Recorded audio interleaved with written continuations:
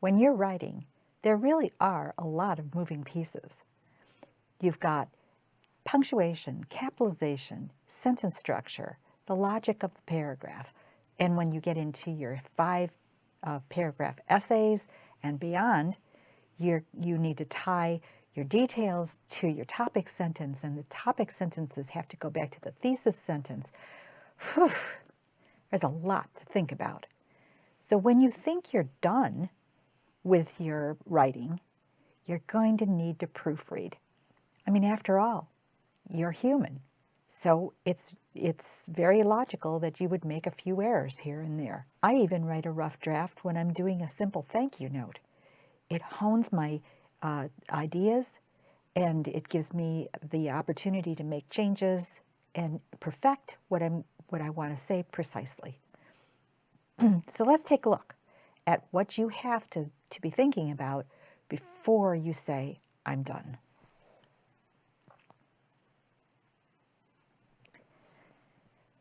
First of all, you're going to really need to know if you've followed the rubric or the directions. What exactly was your goal? What was the assignment?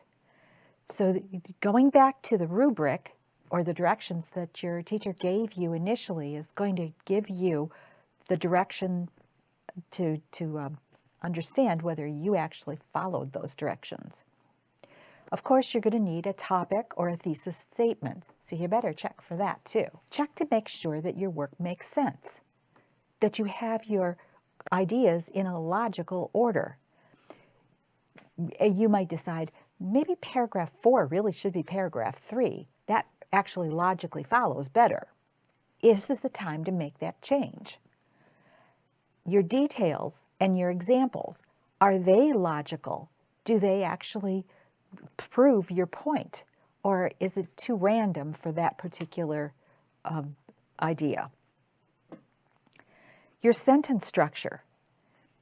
At this point, we're looking for a sentence containing a subject and verb. Check on this so you can rule out run-on sentences or sentence fragments. A sentence must contain a subject and a verb. And while we're at it, the subject and a verb has to be in agreement. In other words, if you've used a singular subject, you're going to need a singular verb. Your sentence structure also needs to have some variations. I mean, you don't want to bore your reader. Those sentence variations were covered in a different set of videos, so you could easily go back and check on those.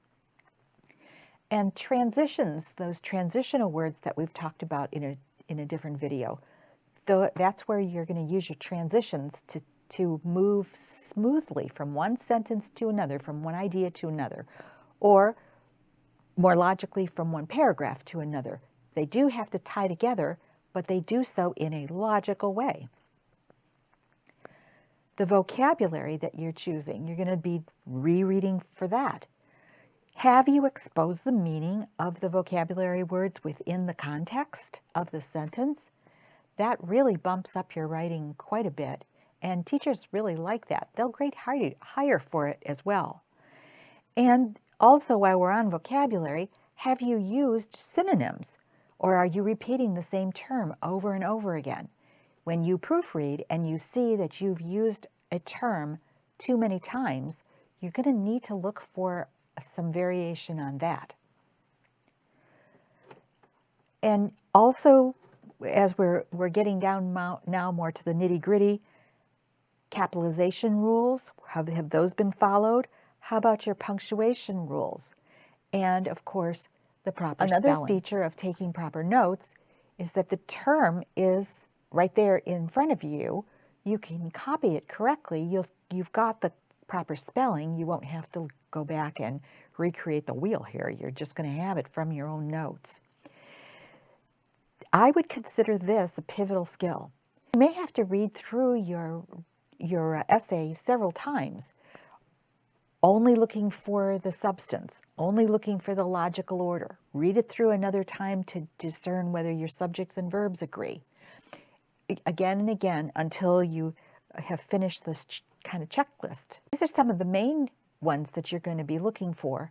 And if you have your essay check good in all of those categories, you can be pretty sure that you're going to grab a fairly good grade on it, because the content will be logical and done according to the rubric, and then the housekeeping part of it with your vocabulary and capitalization and punctuation rules, those will make it so the communication is very smooth with your reader.